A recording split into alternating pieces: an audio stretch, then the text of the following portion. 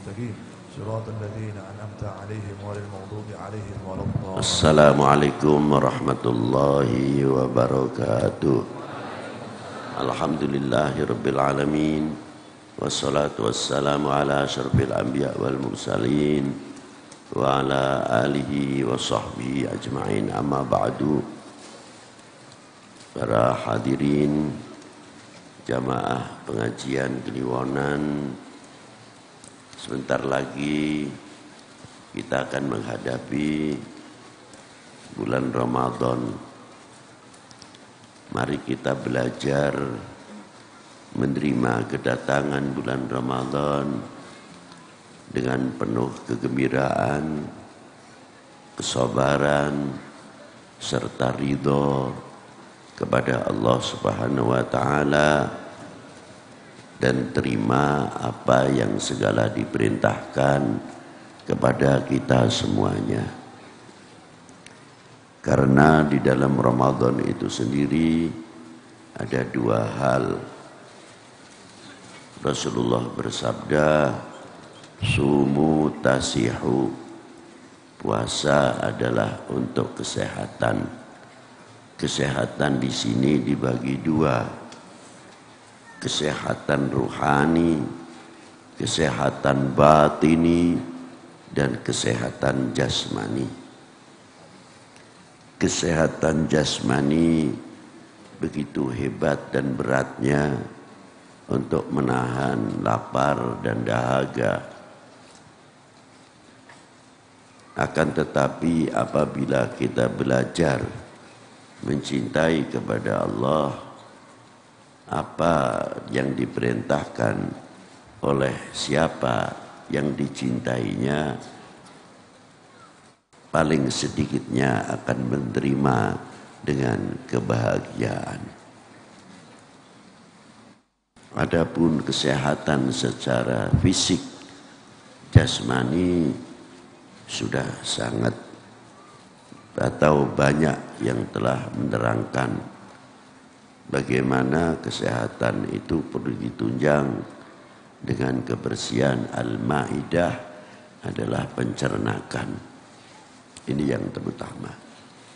Bila pencernakan itu dicuci dengan bulan Ramadan, akan menghasilkan buah-buah darah merah maupun darah putih, lebih dikenal HB-nya, akan meningkat dengan baik karena tempat masaknya baik, tempat masaknya bersih. Tapi yang lebih berat adalah bagaimana kita membersihkan al-qulub atau qalib, membersihkan hati serta rongga-rongga hati tersebut. Sehingga apabila orang itu pulang dari haji akan membawa satu kemabruran yang cukup pendidikan dan cukup seperti orang menjalankan umroh atau haji. Kalau musim panas, yang jangan tanya kepanasan. Waktu musim dingin juga sama. Tidak cukup dari itu, bagaimana ketika kita menahan panas, tidak terlepas walaupun tidak berpuasa, merasa dahaga. Yang kedua, ketika kita menjalankan umroh atau sa'i atau tawaf, ditantang suatu kesabaran. Orang yang begitu berjubal, berbeda madhabnya, tapi bisa bersatu di antara para madhab itu sendiri. Itu di antaranya. Yang kedua, ketika kita sa'i juga sama. Bagaimana kita harus berjalan dari Safa wal Marwah, ditantang kesabaran, dan bisa menghindarkan peranan-peranan nafsu yang akan mengajak satu emosi Sehingga di waktu Masjidil Haram, tutur katanya pun harus dijaga dengan baik. Ketika waktu menjalankan umroh, haji, dan tempat-tempat yang banyak disunahkan oleh Rasulullah Shallallahu Alaihi Wasallam. Mampukah kita membawa oleh-oleh tersebut?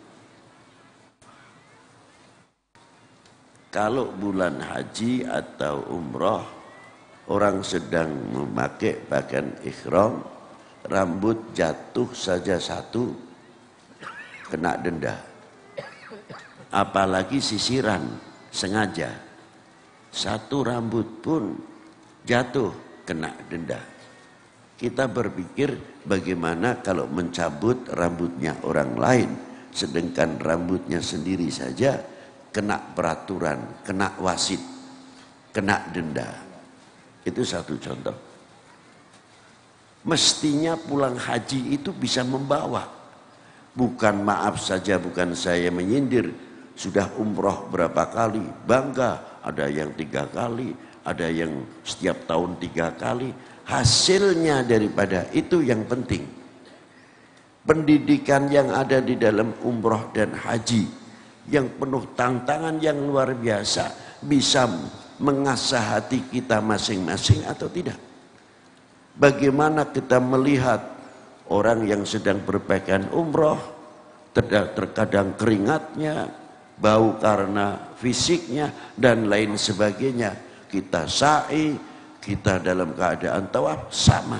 Mampu tidak kita menjaga bau-bau yang tidak enak di antara sesama teman haji ketika kita menjalankan tawaf ataupun sa'i? Tidak semuanya harum kondisi, tapi bagi orang-orang yang bijak tidak akan membuka aibnya saudara sendiri di dalam umroh, di dalam sa'i ataupun di dalam tawaf. Oleh itu bisa dibawa ke dalam negerinya sendiri atau tidak? Begitu juga dalam puasa bulan Ramadan.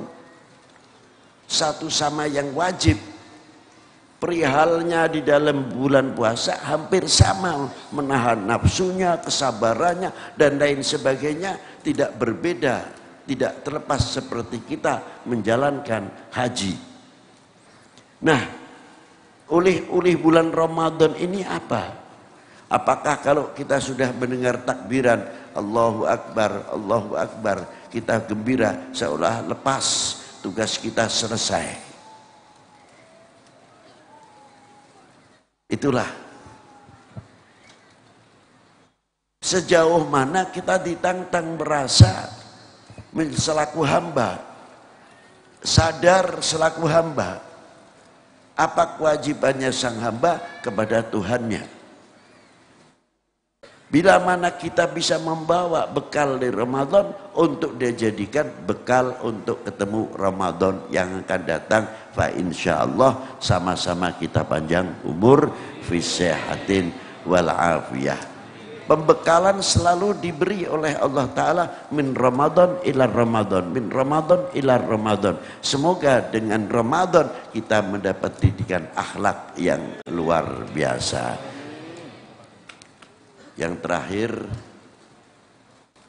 semoga yang di jamaah pengajian ini mau sama-sama berjabat tangan untuk saling memaafkan, karena kita akan menjalankan puasa bulan Ramadan, supaya kita dalam ibadah sama-sama bersih. Orang bilang 0000 itu. Nah, dari itu saya selaku pembimbing atau sedikit yang mengisi di dalam Kliwonan, pribadi saya terutama minta maaf sebesar-besarnya kepada para jamaah semuanya. Kesalahan yang disengaja atau yang tidak disengaja, jangan dikira orang yang alim itu pasti bersih. Siapa bilang? Justru kalau orang yang pintar itu bisa jadi oknum, membuat atas nama agama untuk ngapusi wong gampang. Sebabnya apa? Umatnya sudah percaya. Jadi kalau sudah percaya mau dibelok-belokkan itu tidak sadar. Ya. Maka dosanya kalau nggak kebetulan lebih besar. Karena apa? Yang akan dituntut dulu di akhirat bukan kamu kalian atau panjenengan ini. Yu'allim, siapa mu'allimnya dahulu yang akan dituntut di hadapan Allah Subhanahu wa taala. Maka dari itu sekali lagi saya mohon maaf yang sebesar-besarnya. Demikian wa'alafu minkum. Wassalamualaikum warahmatullahi wabarakatuh.